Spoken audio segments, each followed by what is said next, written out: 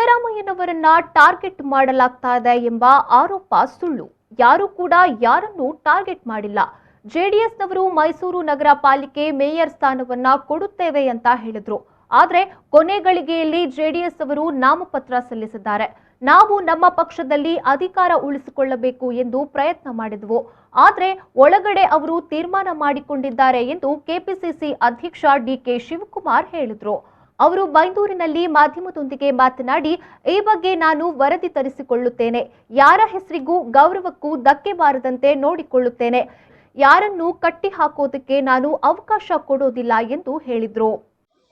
ಅಲ್ಲಿ ಲೋಕಲ್ ಅಲ್ಲಿ ಎಲ್ಲ ಸೇರಿಕೊಂಡು ನಮ್ಮ ಹತ್ರ ಅವರು ನಮಗೆ ಜೆಡಿಎಸ್ ಅವರು ನಮಗೆ ಅಧ್ಯಕ್ಷ ಸ್ಥಾನ ಮೇಯರ್ ಸ್ಥಾನ ನಾವು ಕೊಡಬೇಕಾಗಿತ್ತು, ಕೊಡ್ತೇವೆ ಅಂತ ಹೇಳಿದ್ರು.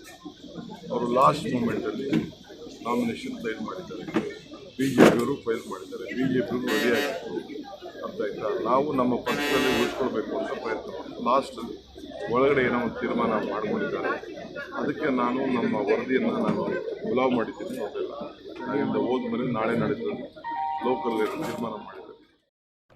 ಇನ್ನು ತನ್ವೀರ್ ಸೇಠ್ ಸಿದ್ದರಾಮಯ್ಯ ವಿರುದ್ಧ ಕಿಡಿಕಾರಿದ ವಿಚಾರದ ಬಗ್ಗೆ ಪ್ರತಿಕ್ರಿಯಿಸಿದ ಅವರು, ನಮ್ಮ ನಾಯಕರ ಬಗ್ಗೆ ಯಾರೂ ಅವಹೇಳನಕಾರಿ ಹೇಳಿಕೆ ಕೊಡುವಂತಿಲ್ಲ. ಈ ಬಗ್ಗೆ ಪಕ್ಷದ ನಿಲುವು ಸ್ಪಷ್ಟವಾಗಿದೆ. ತನ್ವೀರ್ ಸೇಠ್ ಏನು ಮಾತನಾಡಿದ್ರೋ ನನಗೆ ಗೊತ್ತಿಲ್ಲ. ತನ್ವೀರ್ ಸೇಠ್ಗೆ ಸೋಮವಾರ ಬರಲು ಹೇಳಿದ್ದೇನೆ ಎಂದು ಹೇಳಿದ್ರು.